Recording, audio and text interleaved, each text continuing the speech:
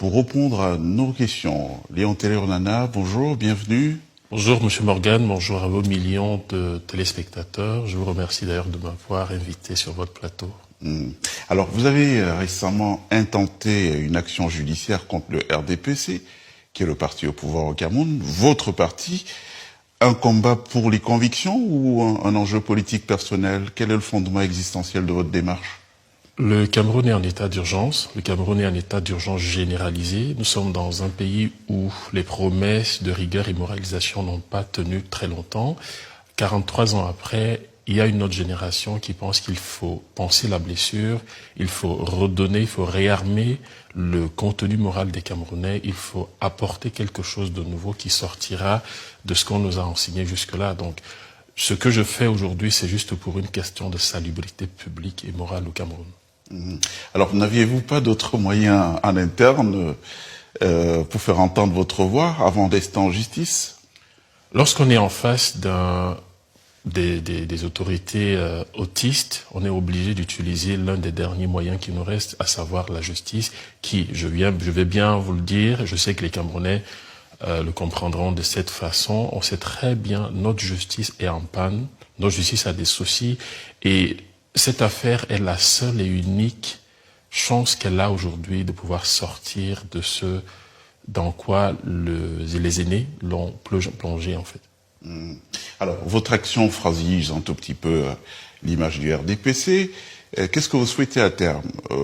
Le réformer de l'intérieur ou c'est l'épilogue de votre relation avec le RDPC? Il faut apporter un peu d'eau bénite à tout ce qui s'est passé, tout ce qui a été fait depuis 43 ans. Il faudrait... ça veut dire quoi, apporter l'eau bénite? Il faut déposséder certaines mentalités. Nous avons un groupuscule de personnes qui est parti de l'UNC et pour le RDPC qui n'a pas totalement réactualisé leur logiciel mental. Nous sommes dans un pays où, comme le feu Hubert Mononjana le disait, on a écarté la norme pour normaliser l'écart. Il faut remettre les pendules à l'heure. L'action qui est en justice est une action salvatrice pour non pas seulement le RDPC, mais pour tout le Cameroun. Alors, on va parler des accusations qui fondent donc votre recours. Quelle est la réglementation que votre parti a violée? Alors, l'article 17 de nos statuts stipule que le RDPC devrait avoir un congrès et que lors de ce congrès, on doit élire un bureau national et ce bureau national, à l'intérieur de ce bureau national, nous avons le bureau politique et le comité central. Sauf que le dernier congrès en date est 2011. 2016 devrait avoir un autre congrès qui n'a pas eu lieu. On nous a fait savoir qu'il y a eu un groupuscule qui s'est réuni au palais de l'Unité, au palais des Camerounais, alors que nous avons un siège. Ils se sont réunis et ils ont décidé ad vitam aeternam de prolonger le mandat, Admettons même que 2016 jusqu'en 2000, normalement 5 ans après, c'est-à-dire en 2021, on devrait avoir un autre congrès. 2025, il n'y a pas de congrès et lorsque on demande, je pense avoir fait ce qu'il fallait faire pour amener les uns et les autres à la raison, mais rien. Donc, on est là en face d'un groupuscule qui veut conserver le pouvoir et aussi, nous, de notre côté, nous sommes une nouvelle génération qui refuse de se plier à cette anormalité-là. Alors, selon vous, qui, au sein du RDPC, est responsable de ce que j'appellerais ces manquements? Alors, je suis pas là pour faire la langue de bois parce qu'au Cameroun, on nous a habitués à dire qu'il y a un saint et qu'autour de ce saint-là, personne, les autres, ce sont les diables, c'est lui le saint. Le président national, de fait, parce qu'il ne l'est plus, s'appelle Monsieur Paul Biya.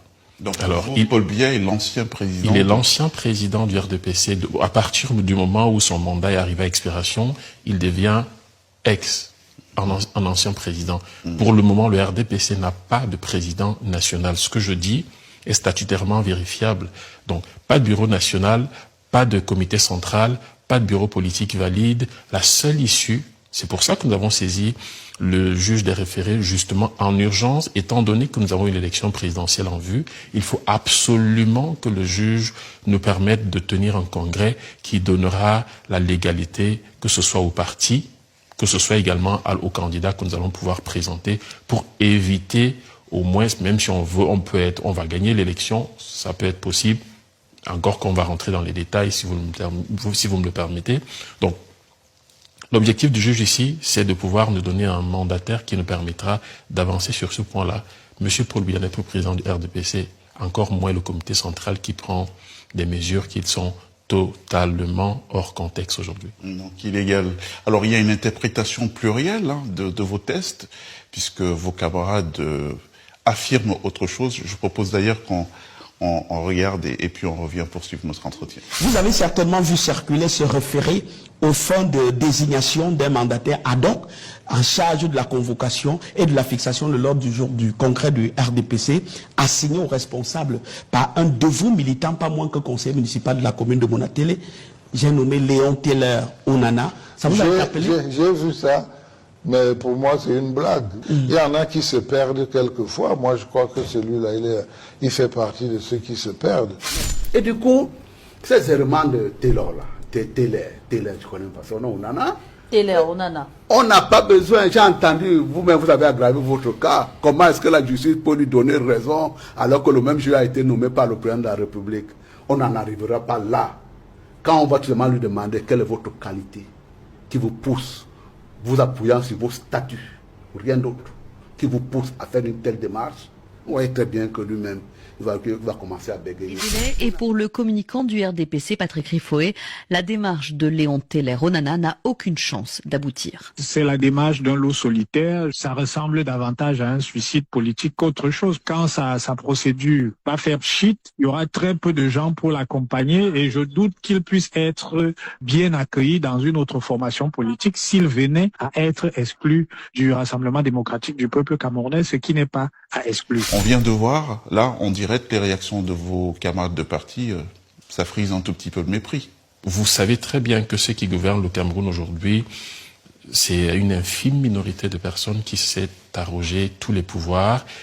Maintenant, vous avez un ministre qui a la peine de dire quel est le prix d'une baguette, qui vous dit que le Camerounais moyen peut vivre avec 30 000 francs CFA. Vous êtes en Europe, à moins de 50 euros, on vous dit une famille peut vivre avec moins de 50 euros. Est-ce que vous pensez que cette personne a encore l'âme humaine? Je ne veux pas dire je ne veux pas aller plus loin pour ne pas blesser les uns les autres, mais il faut aller voir le contenu de la personne. Maintenant, le dernier, c'est un obligé. C'est pour lui que je me bats. Il est envoyé pour faire ça, parce qu'en réalité, il n'attaque pas le fond, il attaque plutôt l'individu. Encore. Alors, les audiences ont débuté récemment. Léon Teller Onana, quid de leur déroulé? Nous avons en face de nous une organisation qui a toujours fonctionné dans le désordre. Pour une fois, nous leur opposons la règle. Et la dernière audience en date s'est soldée tout simplement parce que nous avons un RDPC qui peine à démontrer que le secrétaire général est capable d'ester en justice pour le compte du parti. C'est comme si aujourd'hui on vous dit que le Premier ministre est le premier responsable du Cameroun alors qu'on a un président. C'est pareil, comme je vous ai dit tout à l'heure, qu'on a tendance à dire que le président c'est un saint et les autres sont des diables. Non. Aujourd'hui, nous avons demandé au juge de demander à la partie adverse de prouver statutairement que le secrétaire général du parti est en capacité d'ester en justice. L'audience du 8 mai prochain nous aidera donc plus ou moins à clarifier cette position. Vous estimez que non? Non, bien au contraire, puisque aucun statut ne stipule que le SG peut prendre des décisions pour défendre le parti devant les tribunaux. Alors, la prise de parole de vos camarades du parti, pour l'instant, n'est pas forcément en votre faveur. Vous vous sentez marginalisé ou soutenu par une frange de militants du parti? C'est un petit groupuscule d'individus accrochés à leurs privilèges qui viennent dire ce qu'ils viennent dire. Là, allez-y, baladez votre micro dans les rues de Yaoundé. Le RDPC aujourd'hui est confondu à l'État, donc ceux qui dirigent le RDPC sont les mêmes qui dirigent l'État. À un moment donné, je parle au nom d'une génération méprisée, d'une génération qui dit non, d'une génération qui ne va plus se laisser faire. Alors, je pense à un moment donné que si le Cameroun veut évoluer, si effectivement le président de la République, qui est par ailleurs président national sortant, l'ancien président de notre parti, voudrait laisser un héritage utile pour les générations à venir, à la fois, il devrait d'abord organiser le congrès, participer à l'organisation du congrès, décider de ne pas se présenter aux prochaines élections pour donner à cette nouvelle génération, tout au moins, de redonner un visage nouveau à notre pays, le Cameroun. Donc, cette minuscule de personnes qui parlent, sincèrement, ne représente pas la quasi-totalité des Camerounais qui me soutiennent à l'intérieur du parti, tout comme à l'extérieur, en fait. Alors, justement, vous faites bien d'en parler.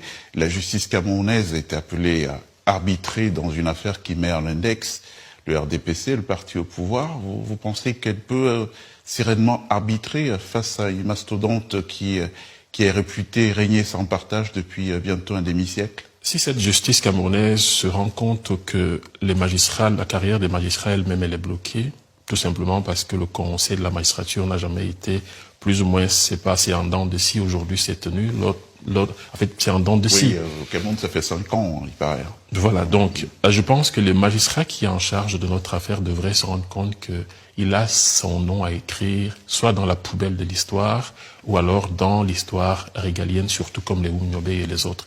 Il doit avoir aujourd'hui, il a l'occasion, je vais le dire, de réduire la souffrance aux Camerounais en proposant justement de dire le droit et rien que du droit. Alors si le tribunal vous donne raison, que comptez-vous faire? Alors, si le tribunal, ce qui est certain, c'est que le tribunal devrait me donner raison. Je ne suis pas en train de demander, parce qu'en fait, il doit dire le droit et rien que le droit. Il y a le tribunal et il y a l'histoire. Si le tribunal est favorable à ce que nous posons comme vérité sur la table, ce qui va se passer, c'est que nous allons participer à la co-construction du Cameroun.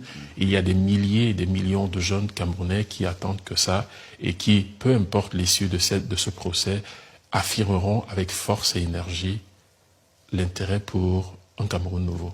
Et en cas d'échec, resterez-vous loyal au RDPC ou envisagerez-vous un autre chemin politique? Pourquoi vous voulez que je fuis le débat à l'intérieur? Je pense que c'est de l'intérieur qu'on chasse les démons. On ne les chasse pas lorsqu'on est sorti de l'église. Le RDPC, jusqu'à preuve de contraire, il faudrait arrêter cette façon de voir où il faut fuir dès qu'on vous brandit la peur, parce que je pense que c'est la question implicite que vous me posez, que si jamais comme la justice entre guillemets aux ordres, si ça arrive, est-ce que non, je ne partirai pas. Je vais mener ce combat jusqu'au bout, jusqu'à terme, et je profite de cette occasion pour dire à la jeunesse qui nous écoute, au peuple camerounais méprisé, que nous irons jusqu'au bout. Donc ce recours judiciaire n'est pas l'expression d'une exaspération insurmontable? Ce recours judiciaire est l'un des derniers remparts que nous avons dans cette République. Il y a la conscience citoyenne qui voudrait que lorsque un parti comme le nôtre est dans cette posture, qu'il y ait encore des hommes encore lucides au niveau de la justice pour éviter la catastrophe pour notre pays et pour notre parti.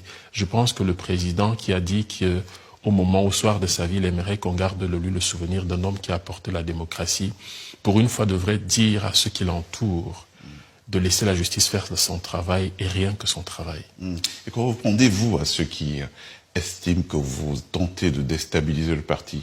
Ceux qui déstabilisent le parti, ce sont ceux qui ont volé les fonds publics. Je pense que la majorité de ceux qui se retrouvent aujourd'hui en prison, ce sont mes anciens camarades.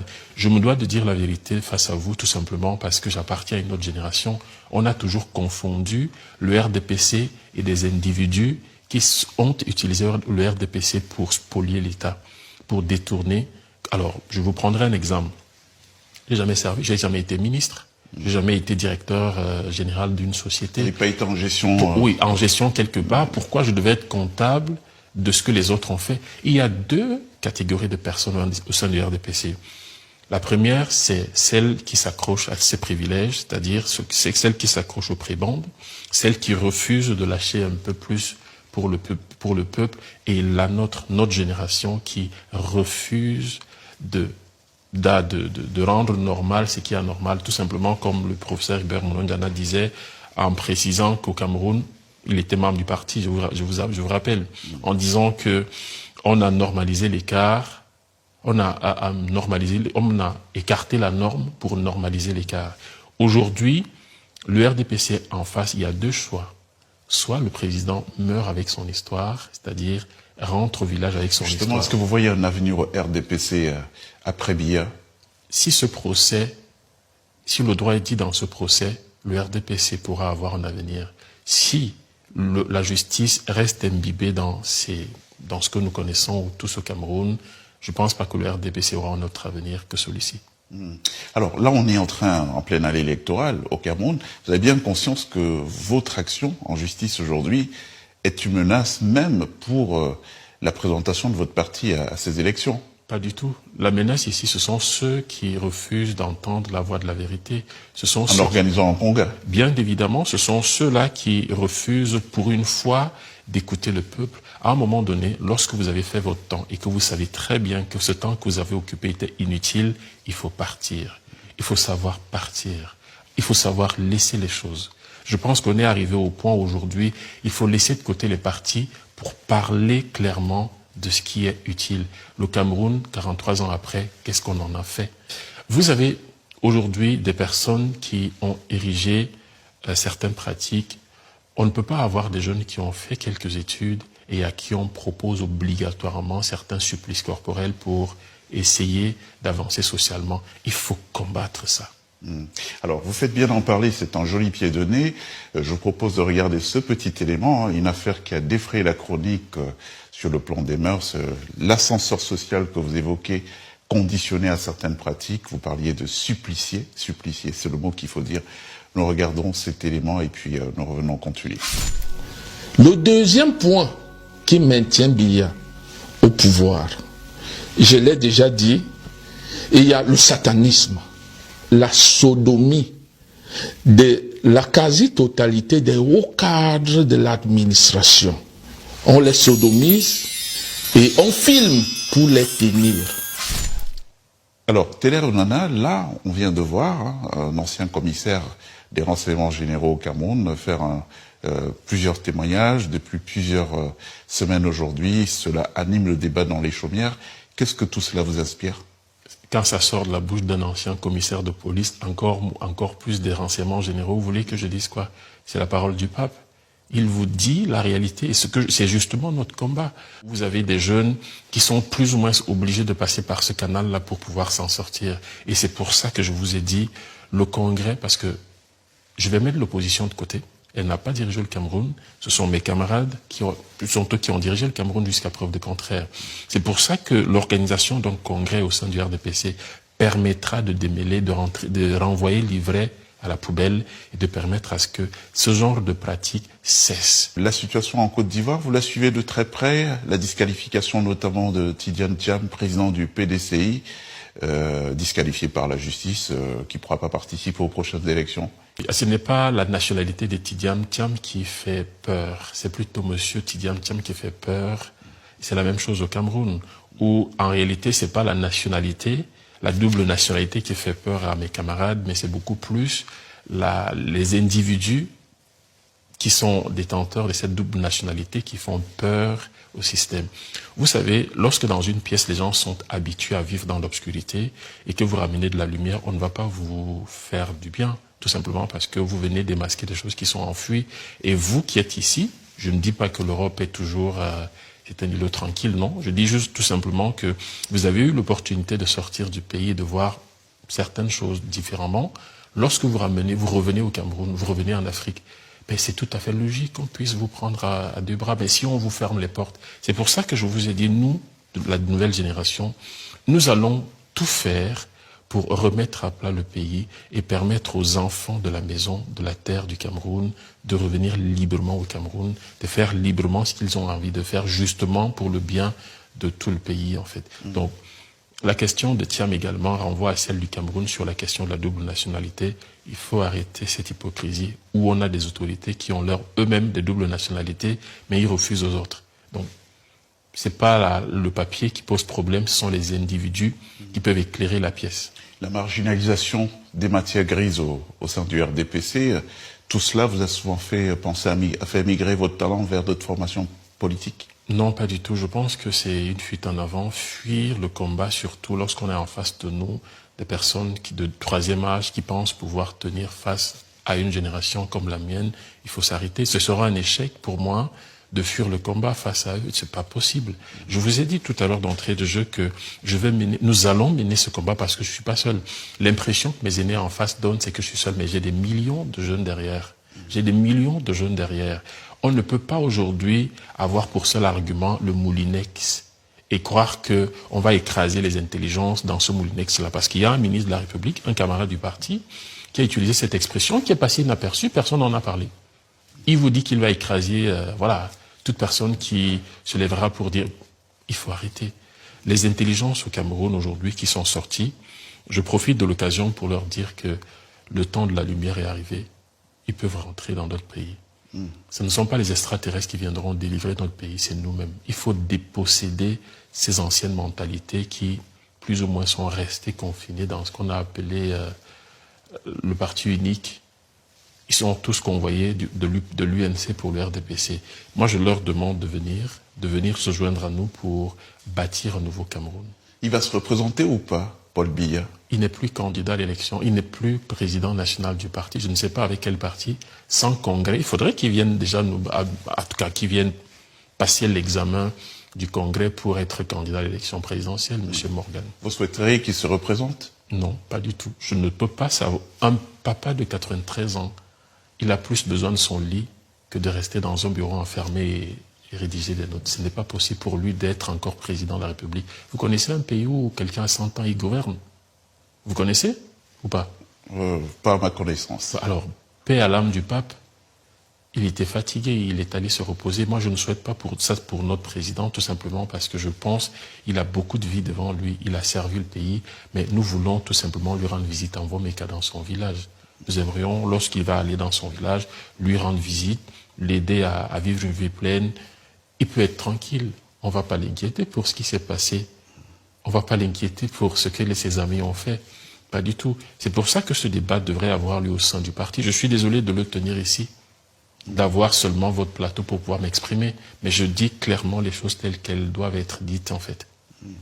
Alors, là, on est année électorale. Je redis une autre fois, la répétition, c'est la mère de la sagesse. Quelle est votre vision globale sur le panorama politique camerounais? Il y a une opposition. Vous pensez qu'il y a des bonnes pioches ci et là? Les Camerounais, dans leur immense majorité, sont des personnes intelligentes. Aujourd'hui, le seul handicap que nous avons, c'est la petite élite qui s'est agrippée au pouvoir, qui s'accroche. Et je le dis, je suis de l'intérieur, je le dis avec beaucoup de force, mais je pense aussi que l'erreur que les autres formations politiques ont eu à commettre, c'est de penser que multiplier les dénominations contraires au RDPC allait résoudre le problème. Ce n'est pas parce qu'on crée une formation politique qui ne s'appelle pas le RDPC qu'on devient opposant. L'opposant, c'est dans l'âme, être capable de s'opposer là où on est. Et pour répondre à votre question, il y a bien évidemment des personnes sur qui on peut faire confiance au sein de l'opposition, qui vont pouvoir travailler avec eux, et à qui je demande de se joindre. Vous pensez à qui, par exemple? Je ne peux pas vous donner un nom pour ne pas faire de jaloux, parce que je sais que je suis dans une formation politique, je me défends là-dedans. J'aimerais bien, au contraire, que ces personnes viennent se joindre à nous. Pourquoi? Tout simplement parce que nous sommes le parti le plus structuré au Cameroun. Et nous avons juste en face de nous un petit groupuscule d'aînés dont nous allons régler le compte lors du congrès et qui va forcément rentrer à la case retraite. Et à ce moment-là, les Camerounais qui veulent véritablement construire le Cameroun peuvent se joindre à nous. Vous allez régler les comptes, une rhétorique guerrière qui n'est pas faite pour arranger les choses. Je le dis tel que, vous savez, je suis Camerounais et le Camerounais a pour identité de dire les choses telles qu'il les pense. Je ne vais pas faire de filtre ici, je vous dis les choses clairement, on va régler leurs comptes. Régler leurs comptes, c'est pas les renvoyer aux oubliettes, mais les renvoyer à la place qui est la leur, c'est-à-dire la retraite, tout simplement. Tous ceux qui ont participé à la gouvernance, tous ceux qui savent, qui reconnaissent avoir pris d'une manière ou d'une autre part à 40 ans de pouvoir, à 40 ans de règne, à 40 ans de direction au sein de notre parti, peuvent comprendre qu'il est temps aujourd'hui d'aller se reposer. Je prends l'exemple sur l'aîné tout à l'heure qui parlait du petit groupuscule. Ça fait 30 ans ou 40, 35 ans qu'il est au pouvoir. Ça fait pratiquement, je crois qu'une 40 ans qu'il est ministre. Est-ce que vous pensez ça normal? Alors, si on lui posait je vais profiter de votre antenne pour lui renvoyer une question. Vous pouvez, allez-y. Qu'est-ce qu'il a fait? Je vous mets à l'aise. Qu'est-ce qu'il retient de son propre passage comme ministre de la République, comme camarade du RDPC? Le ministre n'est pas fait pour envoyer des punchlines à un militant qui demande juste d'observer les statuts. Il est là pour dire des choses. Je vous ai parlé ici, je suis sûr qu'il ne connaît pas le prix du pain. Donc. Alors, Léon Onana, on s'achemine vers la fin de notre entretien. Si face caméra, elle est là, votre caméra, je vous disais de passer un mot à l'attention de vos nombreux militants et des Camerounais qui soutiennent l'action qui est la vôtre aujourd'hui, qu'est-ce que vous direz? N'ayez pas peur. N'ayez pas peur. On nous a instauré la peur comme étant l'argument fétiche, ce qui fragilise la mobilisation populaire, la mobilisation au Cameroun. Je pense qu'aujourd'hui, nous pouvons faire des choses sans faire de casse. Nous pouvons faire la politique sans faire de casse. J'invite tous les militants du RDPC, tous les jeunes du Cameroun, tous ceux qui sont politisés, entre guillemets, ceux qui ont la majorité, de se joindre à nous pour cette bataille. Si nous ne la réussissons pas, il ne s'agit pas d'Onana. Si nous ne la réussissons pas, sachez que nous serons obligés de nous battre avec les enfants, des fils à papa, qui eux sont nés avec des cœurs en or dans la bouche. Je suis de ceux-là que la République a rejeté. Je suis l'exemple que les méprisés de la République sont plus ou moins ceux qui sauveront la patrie demain. Aujourd'hui, nous sommes en 2025, c'est l'heure de la finale. Il n'y aura plus de prolongation ni de tir au but. Merci. Merci, Léon Onana. C'est moi qui vous remercie, M. Palmer. Notre invité qui a fait le déplacement de l'Afrique, du Cameroun précisément, pour répondre à Brainstorming.